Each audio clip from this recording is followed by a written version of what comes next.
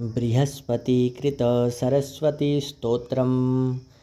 बृहस्पतिरुवाच ॐ सरस्वती नमस्यामि चेतनां हृदि संस्थितां कण्ठस्थां पद्मयोनिं त्वां ह्रीङ्कारां सुप्रियां सदा मतिदां वरदां चैव सर्वकामफलप्रदां केशवस्य प्रियां देवीं वीणाहस्तां वरप्रदां मन्त्रप्रियां सदा हृद्यां कुमतिध्वंसकारिणीं स्वप्रकाशां निरालम्बाम् अज्ञानतिमिरापहां मोक्षप्रियां शुभां नित्यां सुभगां शोभनप्रियां पद्मोपविष्टां कुण्डलिनीं शुक्लवस्त्रां मनोहराम् आदित्यमण्डले लीनां प्रणमामि जनप्रियां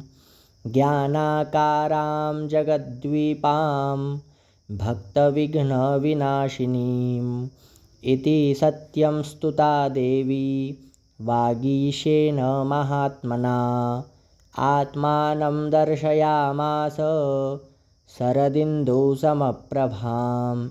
श्रीसरस्वत्युवाच वरं वृणीष्व भद्रं त्वं यत्ते मनसि वर्तते।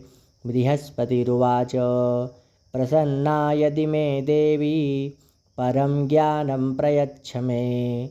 श्रीसरस्वत्युवाच दत्तं ते निर्मलं ज्ञानं कुमतिध्वंसकारकं स्तोत्रेणानेन मां भक्त्या ये स्तुवन्ति सदा नराः लभन्ते परमं ज्ञानं मम तुल्यपराक्रमाः कवित्वं मत्प्रसादेन प्राप्नुवन्ति मनोगतं त्रिसन्ध्यं प्रणतो भूत्वा यस्त्विमं पठते नरः तस्य कण्ठे सदा व्यासं करिष्यामि न संशयः। श्रीबृहस्पतिविरचितं सरस्वतीस्तोत्रं सम्पूर्णम्।